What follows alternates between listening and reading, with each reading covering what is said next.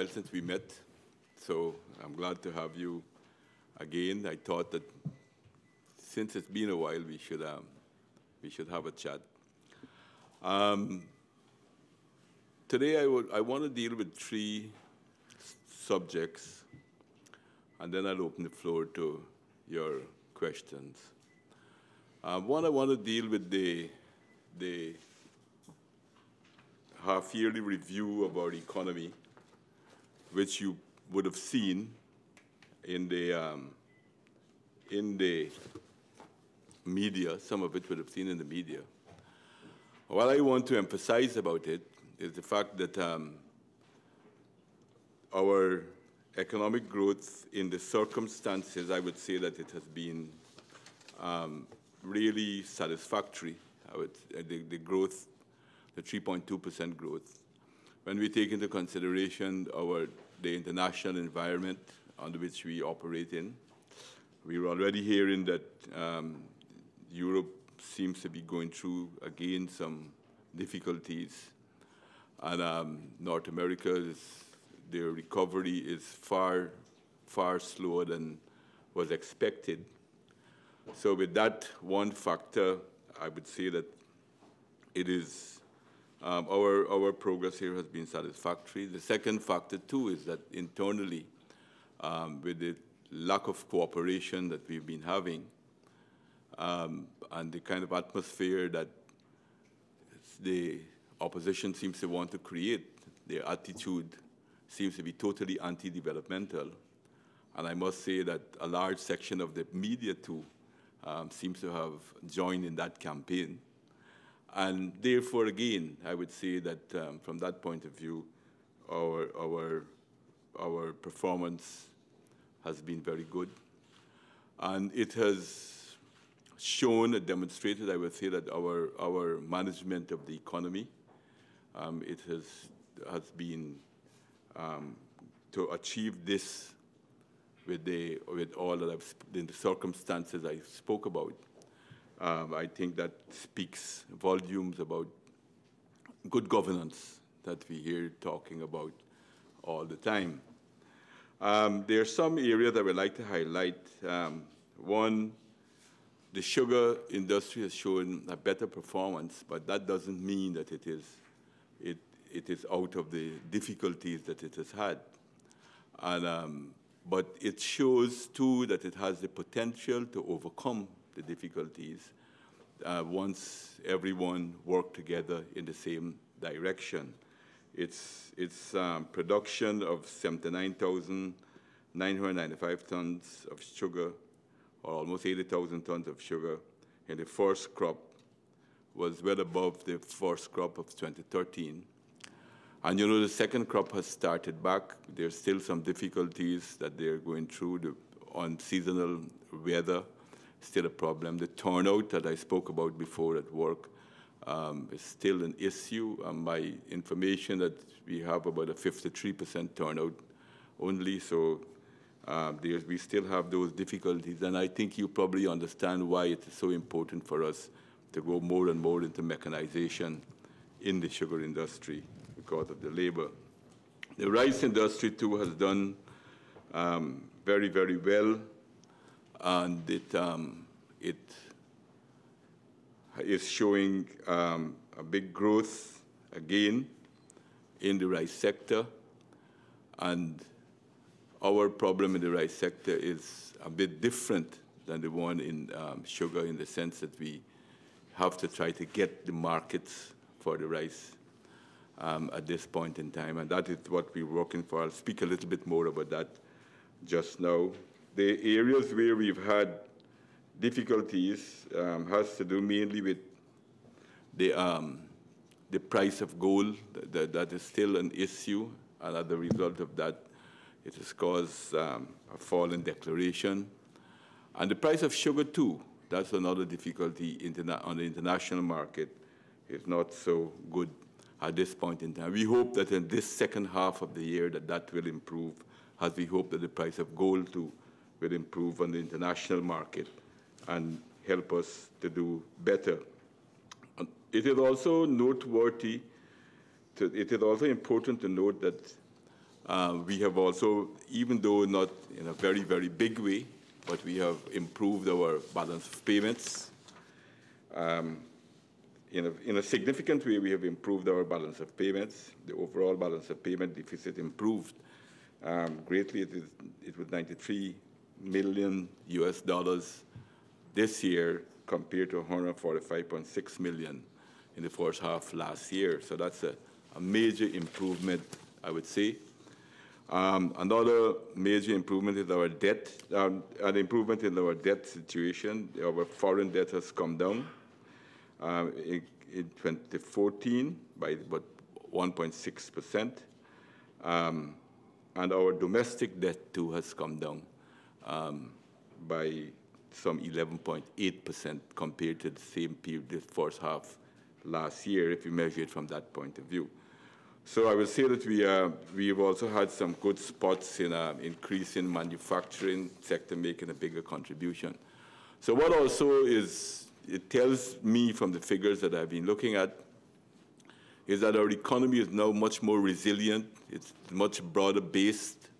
It's not only on the 3 pods any longer, that when one gets into crisis, the whole economy gets into crisis, that it is now far more resilient and more broad-based, and in that way has grown much stronger over the years.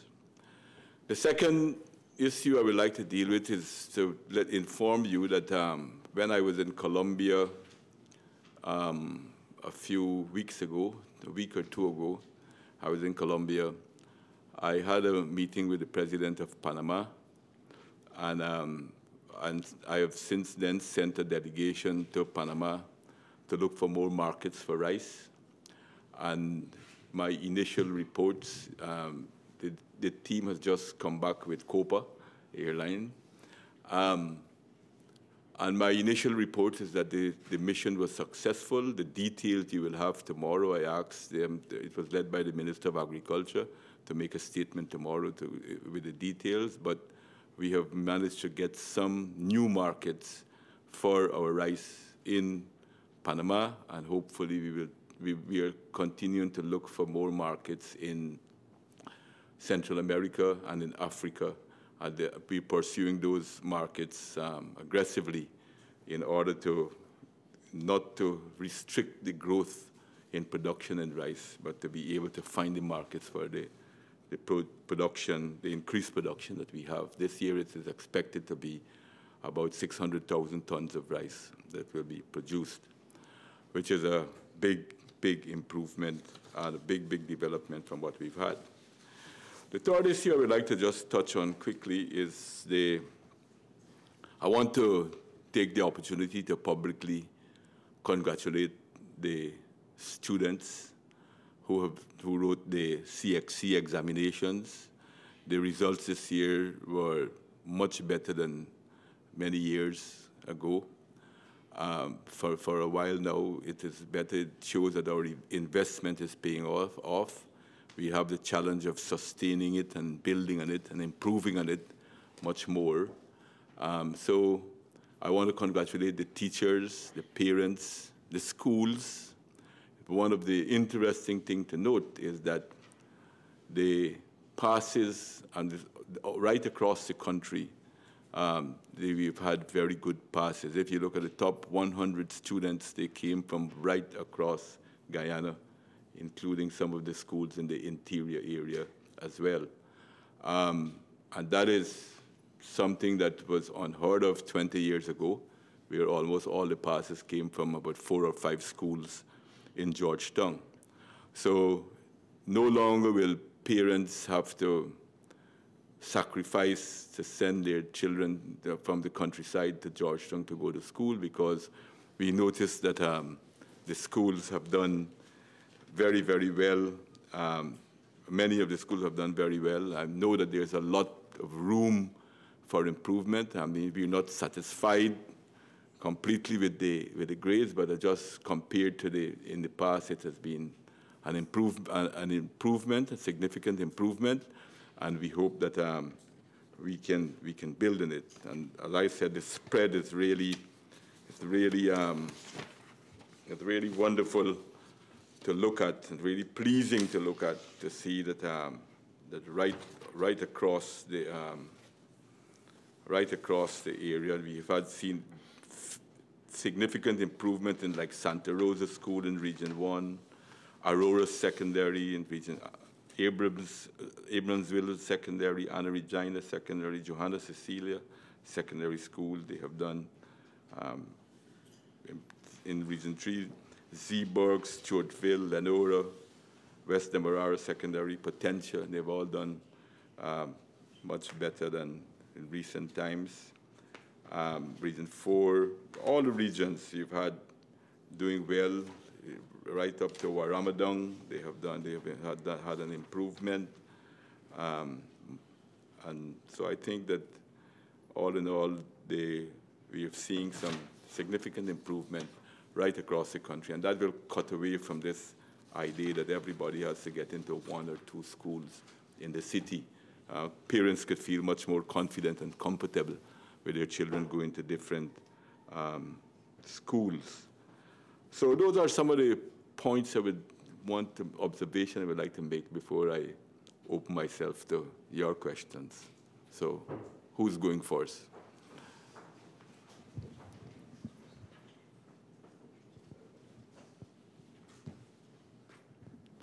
Yeah.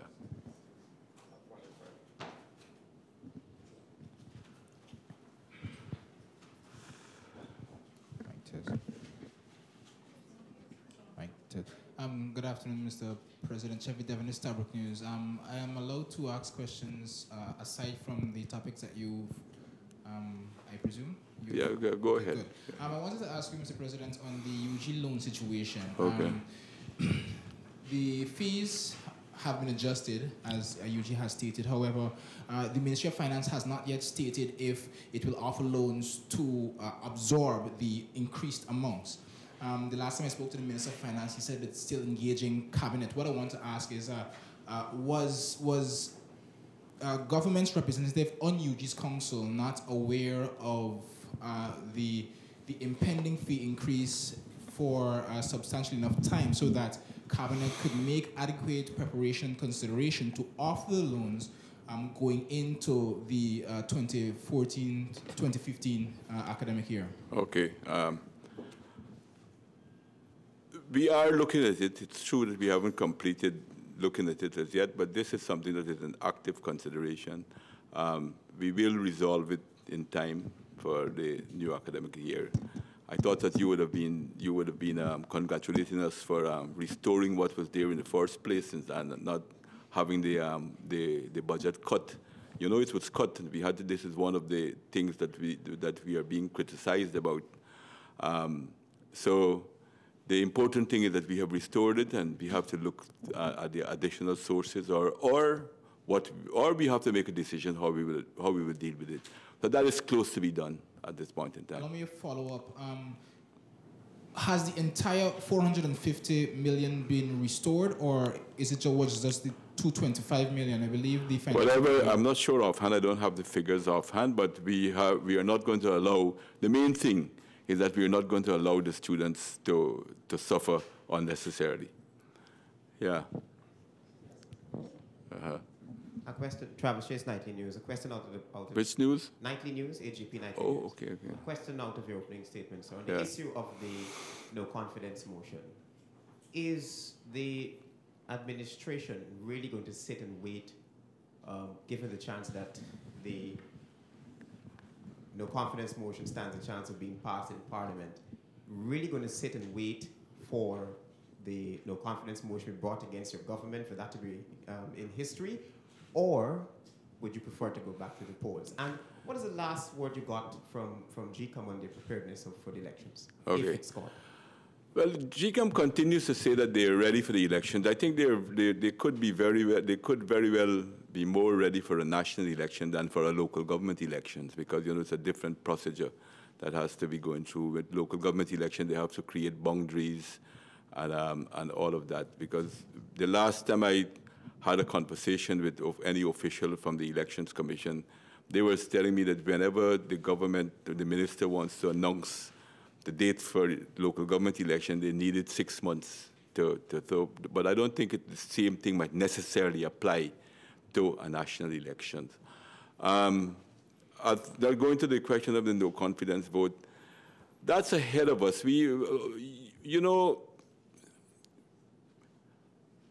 I like to make decisions when the time has come for me to make the decision, and that time has not reached yet for me to decide if I should wait for a no confidence vote or if I should call the elections myself. So that time hasn't yet approached, and who knows, things change in life, in politics, even faster. And I will make my decision when I think it's appropriate to do so. Okay? You want to follow up? Clearly, Mr. President. Good afternoon. Sir, would your decision be hinged anyway on getting a positive word from GCOM about its preparedness? And secondly, would your government or would you be hoping to have last-ditch talks with the opposition to resolve some of the many issues and probably stave off the possibility of a no confidence vote against your administration? Well, let me put it this way. The opposition has put this motion into the National Assembly, right? They have put it there. We have never been adverse to any talks. We have never closed the door to any type of talks and so forth. So really, the ball is completely in the court of the opposition. It's not we who brought the no confidence motion. It's really the question that you've asked is fully in the court of the opposition parties. What they want to do. If they want to talk, we're never adverse to speaking. In fact, we encourage it. We believe that discussion and dialogue is better. But it is their constitutional right to do that. And as I've said before, when this was only a threat, that we are ready to face the consequences of these things. So that's what I will say at this point in time. Would you be awaiting the word from GCOM positively before you decide whether you will call the election on your own or await the vote? There's not one thing I'll await on. It's many things that, many factors, many considerations that we always have to take in politics. It's always many factors that have to be taken into consideration. Of course, that's an important aspect of things. Yeah. Sir, given the fact that the opposition has one-seat majority in the parliament, it tells, therefore, that the PPP still has a large number of people to reach out to. How do you intend to do that? Well, we have never stopped reaching out to people. From the time the PPP was formed, it has been formed as a party of working people. We've always been among the people. So yes, you're right. We continue to work. It's every single day we are among the people. We are always working among the people, whether it's election time or not election time. The PPP is not a seasonal party. It's a party of all seasons. So we're always among the people. So that's not an issue for us. Okay. Madam Gina, sir, with the discovery of the submersible vessel in the Northwest, could we see government allocating more resources into the drug fighting, especially given this new turn of events? Well, we will spend whatever is necessary because I can't say that we will spend unlimited amount. We have limited resources. And we have competing areas that we want to put our money into. But certainly we're already spending quite a bit on security. And we will continue to spend money to fight against crimes and criminal elements of all sorts in our country. If the need be for us to put more money in the fight against drug, for sure we'll do that. But we're working. You must also understand that and I think I've said it before, that this is one of the global problems that we talk about that exists in our world, and therefore we need to work with partners in this area. And that is one of the ways we hope that we can be able to manage to control costs by working in cooperation with other forces, because all of us got interests and all of us got benefits from trying to eradicate this scourge from our earth, and protecting our people and so forth. So yes, we will do what is necessary to do, but at the same time, we will depend on working in cooperation with other security forces in the region and beyond the region as well in fighting this drug trafficking. Mr. President, Neil Marks, Capital News. But I want to, since you've raised it, I want to congratulate the KANU for the security forces for the work that they did. This is a big dent, I will say. This is a big blow to the criminal enterprises that have been there. So I want to take publicly to say that I applaud the work that our security forces have been doing, particularly KANU, in the fight against drug trafficking. Yes, Neil, come back to you, darling. Let me hear. Neil has the mic. Oh, you have a mic too? I'm following up on that too. I wanted to follow up on this same question quickly. Marcel, start with me, sorry.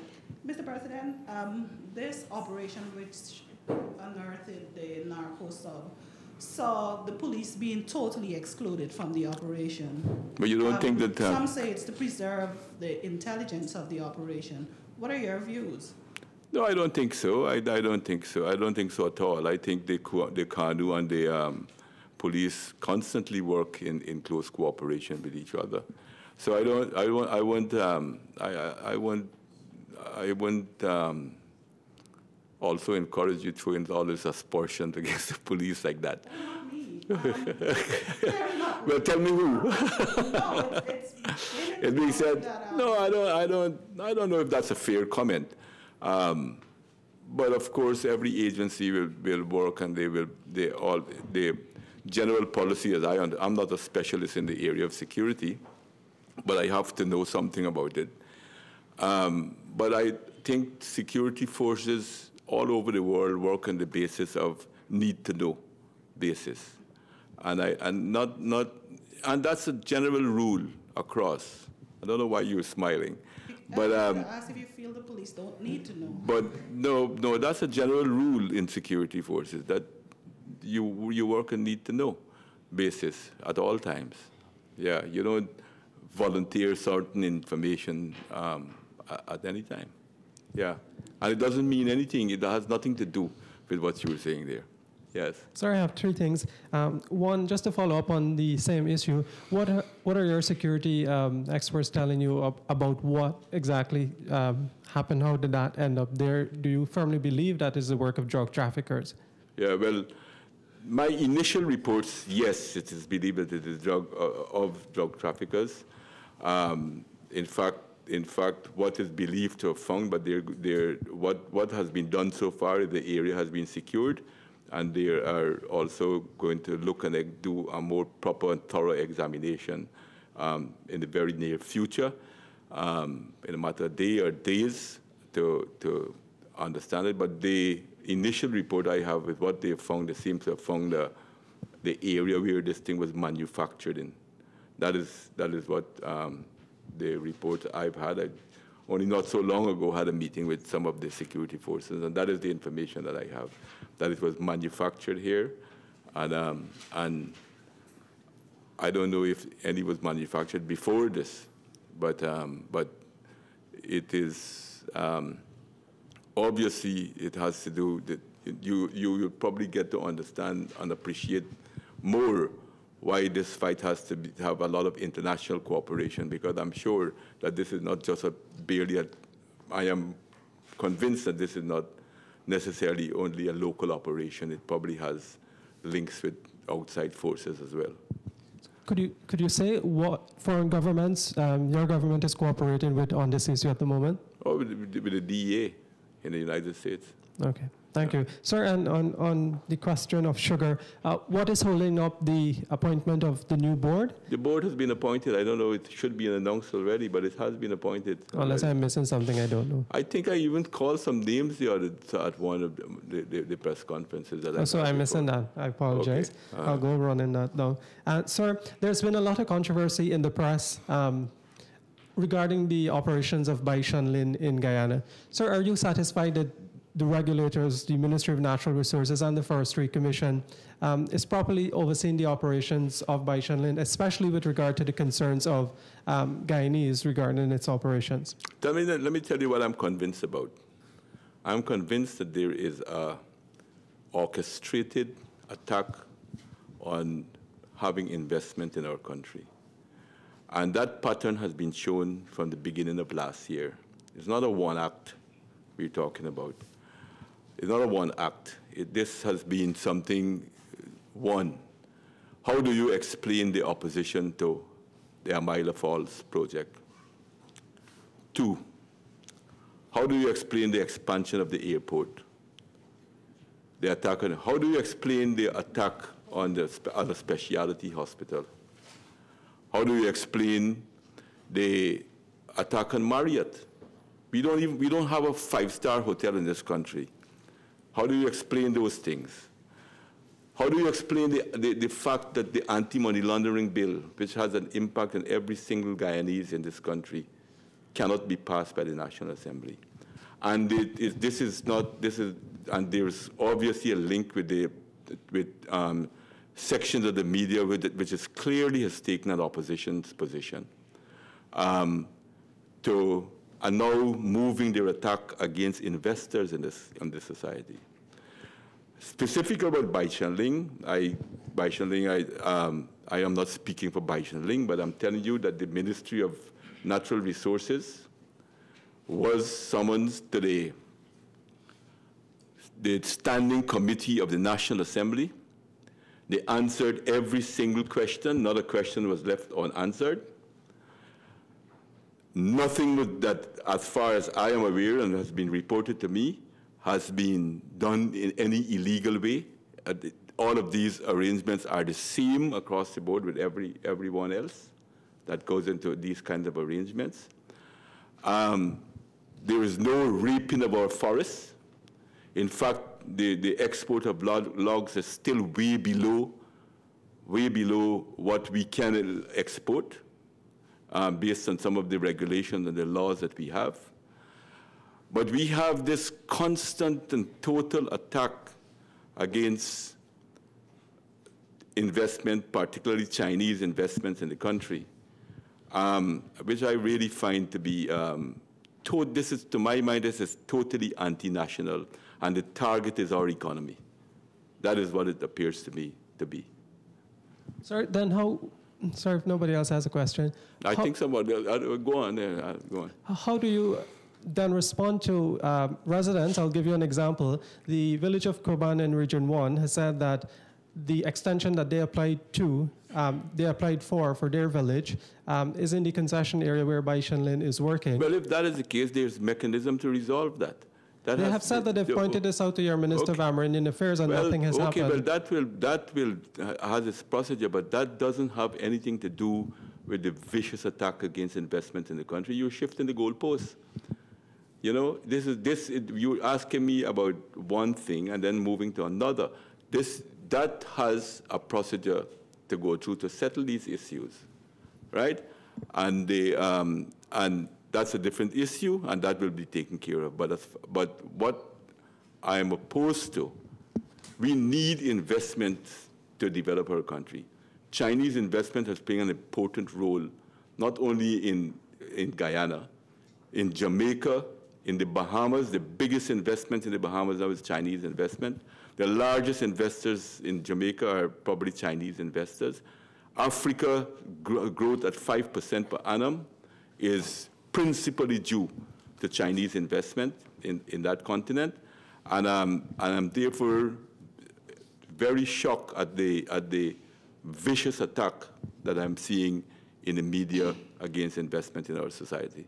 Sir, but I'm asking you about the position that the Forestry Commission has taken, for example, in saying that they have I ensured... am going to direct the Forestry Commission to go to a press conference so you can ask them all of these questions. Fine. And because I am convinced from all the report that they've given me that not a single law has been breached, that we are not exporting logs above what legally and from a sustainable forest point of view, we are not exporting more logs than what our program of sustainable forests calls for.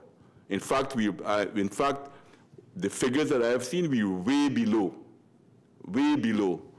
where we should be to have a safe and sustainable forest development in our society. So that is what I'm seeing here is ridiculous, because there's obviously, as I said, a pattern here. There's clearly a pattern here to try to attack and to try to scare investors, local investors and foreign investors in our society. Yes? Mr. President, you made reference to figures.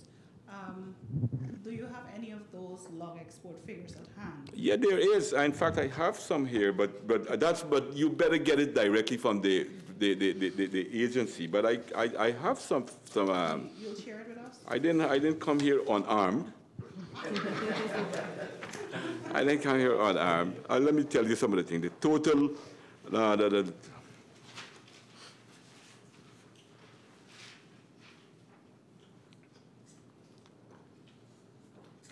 So they have, let me say this too, that forest is of growing importance to our economy, forestry products.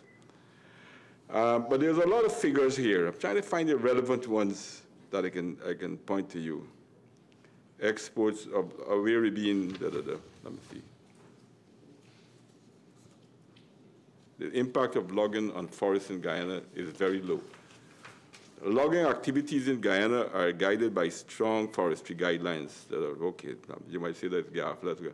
The most recent monitoring and reporting verification system report covering 2012 indicates that the forestry sector as a driver accounts for 240 hectares of deforestation and 113 hectares of forest degradation, while Guyana's total deforestation and degradation amounted to 14,655 and 1,963 hectares, respectively.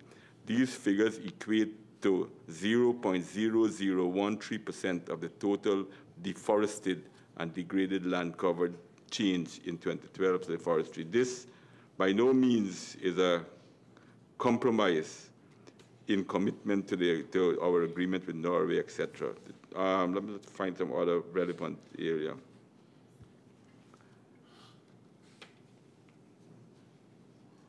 What I'm saying is not a single regulation or not a single law was breached in any of these things.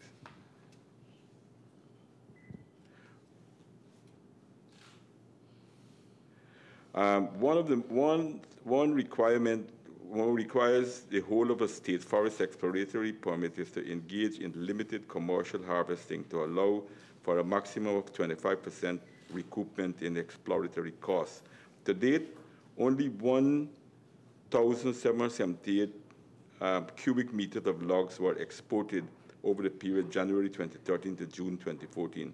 This is a very small percentage of the 25%, far less than the 25% that is allowable. 25% allowance given to any company based on the Forest Act. So, but I think it's better, let's leave it, and I will ask the Forestry Commission to have a full press conference, deal with the full media to deal with this issue, because I think that this is really scandalous what is taking place in our press. But are you concerned, sir, that in the contract for two of the companies, Shandling and Vitarna, that they had said that they'll establish wood processing plants here, and to date, they haven't even started the foundation? Well, as far as I understand, I understand that Shandling they had it in phases, and they said that their phase one preparation has been done. But you remember too, Shandling had even asked us to move their plant from Region 10 because of, remember when they had the issues at Region 10, to bring it on the east bank of the Demerara, and we refused. We said that they should build the processing plant in Region 10 because that's an area we want to create employment, and that's closer to the forestry thing and everything else. So I can't speak for Baishan, they can answer for themselves, but yet I do understand that they're proceeding to establish to fulfill their contractual obligations. Same too with the other company that they are also moving to establish. And they are not exporting more than is legally allowable for them to export. So, but as I said, let me ask the Forestry Commission to hold a full press conference and answer all your concerns. Yeah. Good afternoon, Mr. President. Stacey Carmichael, James, NCN. Just 3 quick questions. You mentioned the opposition's non-support for the AML bill. With Guyana subjected to the targeted reviews, and I think there's a review coming up in October, what is the administration's plans to deal with this impasse? Because the last update I got from the chairperson is that there was a circular for a meeting of the committee, but no one responded. Yeah, the opposition has been refusing to meet even before the end of the recess, and we even indicated to them that we were ready to meet during the recess. We were ready to meet, and they have been refusing all of that. They don't want to meet. So we only have one choice: is to do as all that is required of us, that is non-legislative, to try to complete. We are trying to work and to complete all that we have to do, that is in our power to do, in establishing all the systems to put them in place to fight against anti-money laundering. And we will continue to try to struggle to prevent the blacklisting of our country because of the consequences of that. So we don't have a major set of options there. We just have to continue to argue our case. I don't know, I can't guarantee you that we will succeed, but that is the only option we have, that we are going to do all that is required of us as a government to do. As far as the legislation is concerned, it's the opposition that is holding this back, not the government. And also, what is your take? The opposition had said at a recent press conference as well that with regards to the Walter Rodney Commission of Inquiry, which they believe has turned into a PPP soap opera, if any funding is to go to the Parliament, they will not support it. Well, we have power too, so we will deal with that when the time comes. You know, we will deal with that. When we have to cross the bridge for that, we will deal with that. But I want to note the derogatory way that they have been using in describing this. When we're trying to get to the bottom of a national tragedy that struck this country, that still hangs over our head, and trying to clear it up, instead of them coming forward because they probably have more information than anyone else about this issue, they prefer to stay on the sideline and try to be obstructionists instead of trying to help to clear this matter up once and for all for the Guyanese people. And also there are claims that the hinterland regions are being neglected by the government, and they're not getting basic amenities in certain regions, water, potable water and stuff like that. Well, then maybe they should not have cut the budget to fix many of the they should not have cut the Amerindian development budget. They are very inconsistent. I nearly said hypocritical. Probably hypocritical is a better word. To make those type of statements when they're the ones that have been cutting the Amerindian Development Fund. They're the ones who've cutting from the budget things like interior airstrips and all of that. And when they were in the government, the Amerindian community were in practically total ruins. Look at now, I'm speaking about Warramadong passing their exams in school. I'm speaking of all the schools in Region 9 doing better. I'm speaking about Region 1 where you have students among the top 100 in this country. I'm speaking about all of these things, and they still, what I could say they don't have is shame to make some of these statements. Yeah. Yes. President Ramotar, Ghana Times. Sir, if you can go back to GCOM, please, can you say whether the administration has definite evidence of spotting by the body? GCOM. Okay, I think that some work, as we speak, is being done now to look at it. I think where the concerns came about was where the concerns were raised were the issue of how much new registrants you have on the list. And then at the same time, we're talking about a census has just come out that said that we probably have marginally less people, but we have the amount of new registrants has been significant.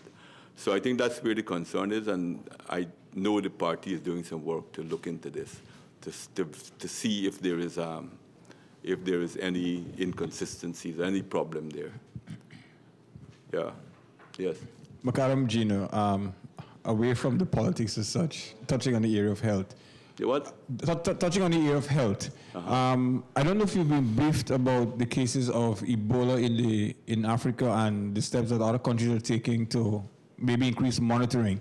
Have you been briefed by the health minister as to possible steps being taken? We didn't have a face-to-face meeting, but he did send me papers and so forth, things that they have been writing up and what they're trying to do to sensitize the health workers within the country and other government departments and so forth of what is actually taking place. But of course, it's something that we have to be very concerned about. It's a very serious thing, and hopefully that it can be contained as fast as possible. Mr. President, going back to the discovery of the submersible vessel in the Northwest, could you say what of your security experts been telling you as far as an assessment is concerned about the presence of this vessel, the fact that it's manufactured here, and probably the movement of South American drug barons to this part of the world? And what exactly is being asked of the DA with respect to this vessel? First of all, I think a lot of the information that we have is very preliminary. So let us not make any definite conclusions and everything else. This is what we have done at the moment. We have secured the place, and we are going to move in with our own experts and with the DA people to examine so that we can have a better picture of what is or what has taken place, what is there, and have much more information in the not too distant future on this matter. So it's hard for me to really give you an exhaustive answer on that now, because the experts themselves have not gone in yet. All they have done so far is to secure the place, and that examination will be done shortly. Just a couple of follow-ups. You had said before on the UG loan issue that you're working, or Cabinet is working to ensure the issue is addressed by the new academic year. Now, the Vice Chancellor has said that if the requisite finances are not made available, we can see certain programs or certain aspects of UG shutting down or closing down by the second week of the new semester, and this new semester is just about 2 or 3 weeks away. Could I ask you if... So the matter will be resolved before the next 2 weeks away. Wonderful. I'm not done though.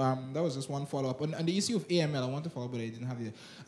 Does government have tangible evidence? Because yourself, the Minister of Finance, several other members of government have said that we are seeing implications of the non-passage of the AML bill in Guyana. It's affecting companies, it's affecting banks.